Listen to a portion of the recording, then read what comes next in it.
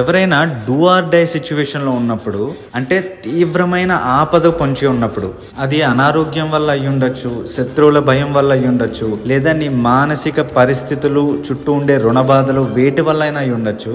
ఇంకా లైఫ్లో హోపే లేదు అన్న చివరి మూమెంట్లో నిన్ను కాపాడే అవతారాలు లేదా స్వరూపాలు రెండు ఉన్నాయి.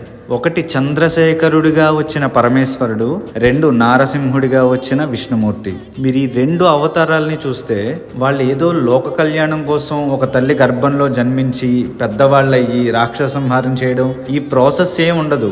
మార్కండేయుడు చంద్రశేఖర రక్షమాం చంద్రశేఖర పాహిమాం అనగానే శివలింగం నుంచి ఉద్భవించి యమధర్మరాజుని ఎడంకాలతో తన్నుతాడు. సేమ్ నరసింహావతారం. ప్రహ్లాదుడు హిరణ్యకశిపుడితో అంటాడు, ఎక్కడ వెతికితే అక్కడే నా నారాయణుడు ఉంటాడు అని. అయితే ఈ స్తంభంలో ఉంటాడు అని స్తంభాన్ని బదులు కొడితే స్తంభంలోంచి నరసింహావతారం ఉద్భవిస్తుంది. అంటే మన పురాణ కథలో ఏదో రాసేసినవి కాదు, ఆ పురాణ కథ దాని వెనకాలన్న తత్వాన్ని బట్టి ఆ మూర్తి లేదా ఆ అవతారం అనేది మనని ఎలా కాపాడుతుందో కూడా చెప్తుంది. అంటే నువ్వు అత్యంత భక్తితో ఆర్ద్రతతో ఆ స్వరూపాన్ని పిలవగానే ఆయన వచ్చి నిలబడి నిన్ను కాపాడతాడు అని అర్థం. అందుకని నిజంగా అలాంటి పరిస్థితుల్లో ఎవరైనా ఉంటే ఖచ్చితంగా చంద్రశేఖర అష్టకాన్ని లేదా నరసింహ కరావలంబ స్తోత్రాన్ని రోజు పఠించండి.